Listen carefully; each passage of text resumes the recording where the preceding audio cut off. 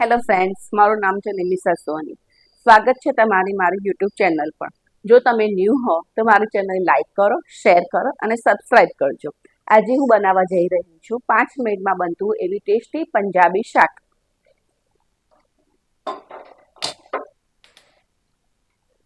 કઢાઈમાં તેલ મૂક્યું છે મેં. 1.5 ડોકલી તો મૂકેલું જ છે મેં, બીજું એક્સ્ટ્રા નથી મૂકવું. 1.5 ડોકલી તેલ ઇનફ છે. તેલ ગરમ થઈ ગયું છે, તેના અંદર આપણે મરચું સાંતળી દેવાનું છે.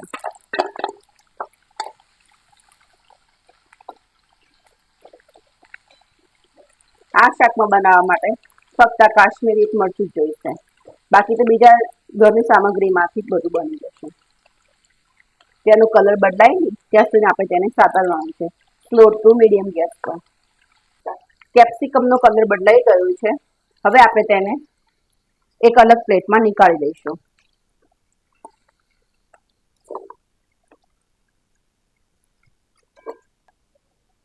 મસાલા લેવાના છે: હળદર, લાલ મરચું,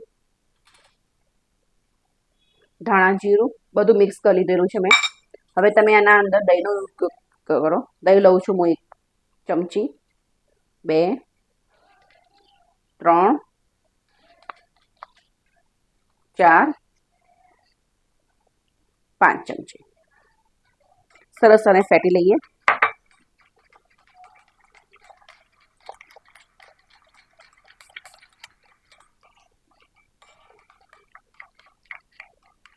કેપ્સિકમ નીકાળી દીધા બાદ પછી જે તેલ વધ્યું છે તેમાં શાક બનાવવાનું છે.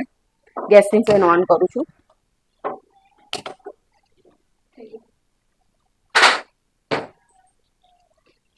તેલ ગરમ થાય ચાલુ છે. તેલ ગરમ થાય તેના અંદર મરચાં અને ટમાટર એડ કરી દઈએ.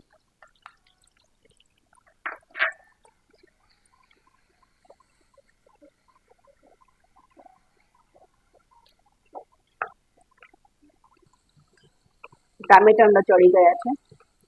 ગેસની ફ્લેમ ધીમી કરીને તમે અંદર દહીં એડ કરો.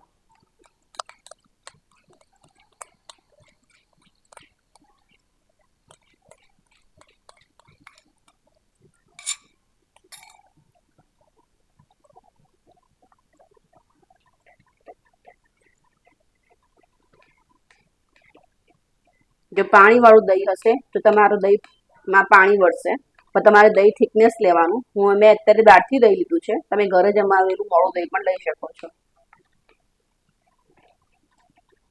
કેપ્સિકમ સાંતળેલા હતા તે અત્યારે એડ કરું છું.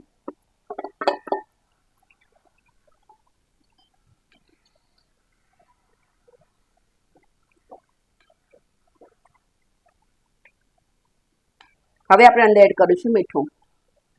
મીઠું લાસ્ટમાં જ એડ કરવું.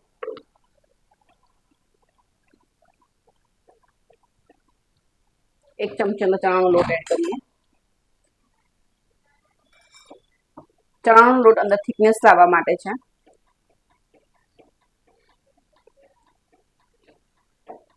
ચણાના લોટની તમને બિલકુલ અંદર સુગંધ નહીં આવે. જુઓ, શાકની થિકનેસ તરત પકડાઈ ગઈ છે. બસ આપણું શાક અત્યારે તૈયાર છે. બસ ચણાનો લોટ ખાલી 5 મિનિટ શેકાવા દેવાનો છે. થિકનેસ આપણી શાકની એવી સરસ એવી આવી ગઈ છે. આ ટાઈમે તમે હવે હું એને ગેસની ફ્લેમ બંધ કરું છું. તૈયાર છે આપણું પંજાબી એવું 5 મિનિટમાં બનતું દેશી શાક. હવે હું એના ઉપર મલાઈની સ્લરી કરું છું. તમે તેના પર બાળકો માટે જો કરતા હો તમે ચીઝ પણ છોડી શકો છો. રેડી છે આપણું પંજાબી શાક, 5 મિનિટમાં બને તેવું.